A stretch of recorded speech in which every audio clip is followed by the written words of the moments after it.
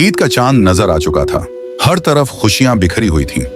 बाजार जगमगाते हुए रोशनियों से भरे थे, बच्चे नए कपड़ों में खुशी से अच्छल रहे थे और घरों में मजेदार खानों की तैयारी हो रही थी। लेकिन गांव के एक कुचे मकान में एक माँ फातिमा अपने बेटे नाजिम के साथ खामोशी से बैठी थी। फातिमा एक मेहनती औरत थी जो दूसरों के घरों में काम करके 2 वक्त की रोटी का बंदोबस्त करती थी। नाजिम की आंखों में भी वही चमक थी जो दूसरे बच्चों की थी, मगर उसकी माँ की खाली जेब उस चमक को मानत कर रही थी।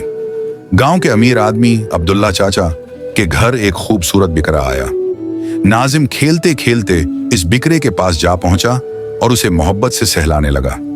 लेकिन अचानक अब्दुल्ला चाचा के बेटे काशिफ ने नाजिम को धक्का देकर कहा, चल हट यहां से, ये बिकरा तेरी औकात से बाहर है। कभी ख्वाब में भी ऐसा बिकरा देखा है? नाजिम की आंखें भर आए। वो तेजी से अपनी माँ के पास भाग आया। फातिमा ने अपने बेटे को सीने से लगा लिया। बेटा, हम भी एक दिन अपना बिकरा लाएंगे इंशाअल्लाह। नाजिम जानता था कि उसकी माँ के लिए ईद की खुशियां खरीदना नामुमकिन था, लेकिन फिर भी उसने उम्मीद का दामन नहीं छोड़ा। चंद दिन यूं ही गुजर गए। एक दिन जब नाजिम मस्जिद में कुरान पढ़ने गया तो इमाम साहब ने उसकी उदासी महसूस की। बेटा, तुम परेशान क्यों हो? इमाम साहब ने शफकत से पूछा। बस इमाम साहब, हर साल सबके घर कुर्बानी का गोश्त आता है, मगर हमारे घर कुछ भी नहीं आता। नाजिम ने आहिस्ता से जवाब दिया। इमाम साहब मुस्कुरा दिए। बेटा, अल्लाह सबका राज़िक है, तुम फिक्र न करो। इस बार तुम मेरे पास आ जाना, मैं तुम्हें ढेर सारा गोश्त दूंगा। नाजिम की आंखों में चमक आ गई, मगर दिल में एक और ख्वाहिश थी। वो रात को सजदे में गर कर रो पड़ा।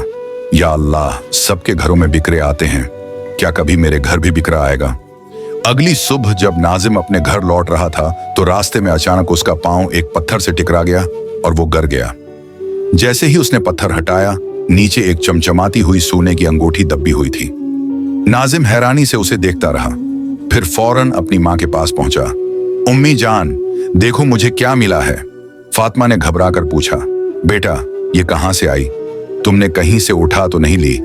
नहीं उम्मी, मैंने कुछ नहीं चोरी किया, मैंने तो अल्लाह से दुआ की थी और ये जमीन में दबी हुई मिली।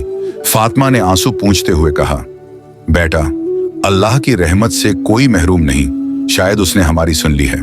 फातिमा नाजिम को लेकर बाजार गई और अंगूठी बेचकर एक खूबसूरत बकरा खरीद लिया। नाजिम की खुशी का कोई ठिकाना न था।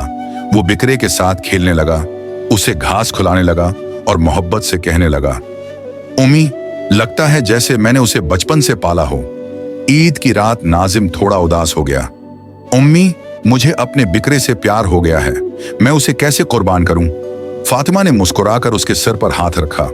बेटा, यही तो असल कुर्बानी है। अल्लाह की राह में जो चीज दी जाती है वो कभी जाया नहीं जाती। तुम्हारा बकरा वहां अकेला नहीं होगा, वहां उसके लाखों दोस्त होंगे।